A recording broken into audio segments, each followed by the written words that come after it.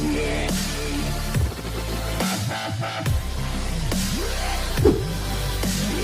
teman-teman semua, perkenalkan nama saya Lubudayani Sri Maherni, saya dari program studi akuntansi S1.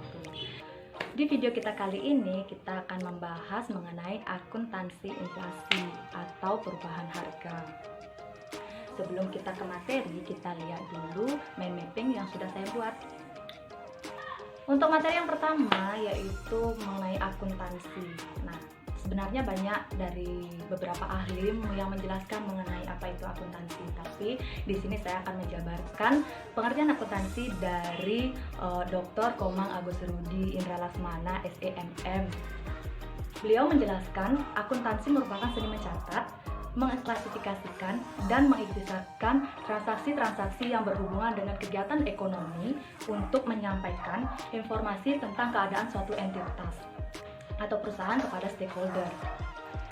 Materi yang kedua yaitu mengenai inflasi. Yang pertama itu dari pengertian inflasi itu. Inflasi merupakan suatu kecenderungan harga barang dan jasa yang dapat diukur dengan satuan moneter yang naik secara umum dan terus-menerus, sehingga nilai mata uang akan turun secara berkesinambungan. Ada dua faktor penyebab ada terjadinya inflasi, yaitu demand pull inflation dan cost push inflation.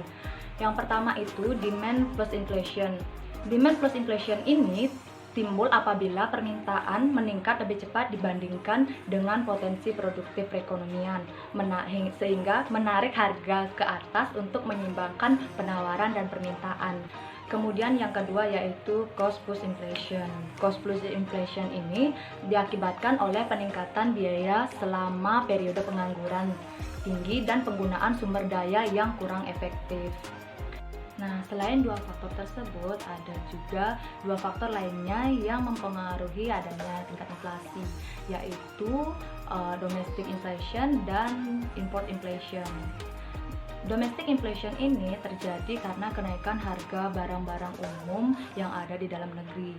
Kemudian yang kedua yaitu import inflation. Import inflation ini terjadi karena kenaikan harga barang-barang dan dari produk impor.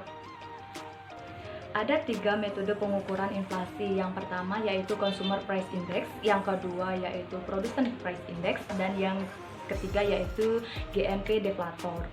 Consumer Price Index yaitu indeks yang digunakan untuk mengukur biaya atau pengeluaran rumah tangga dalam membeli sejumlah barang untuk memenuhi kebutuhan hidupnya. Kemudian yang kedua yaitu Producer Price Index. Nah, indeks ini lebih menitik beratkan kepada perdagangan besar seperti yaitu harga barang bahan mentah ataupun lainnya. Kemudian yang ketiga yaitu GNP deflator, di mana indeks ini mencangkup jumlah barang dan jasa yang termasuk dalam hitungan GNP, sehingga jumlahnya lebih banyak dibandingkan dengan kedua indeks di atas. Nah, itulah pengertian dari akuntansi dan inflasi. Kemudian jika digabung jadinya akuntansi inflasi.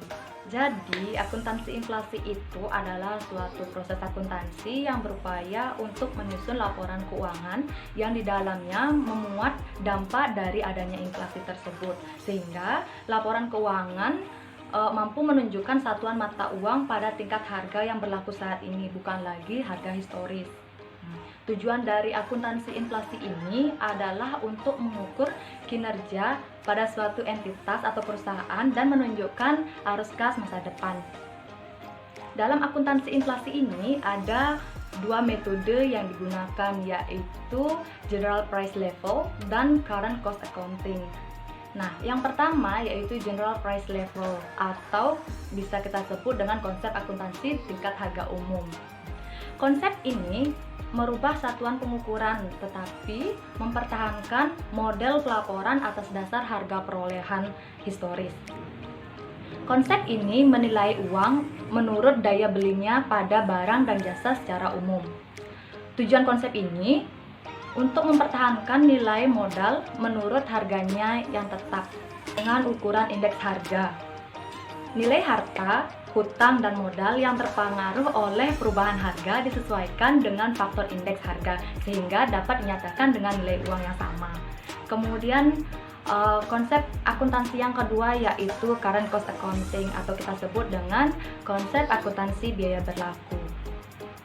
Konsep ini mempertahankan satuan pengukuran tetapi menyimpang dari model harga perolehan historis.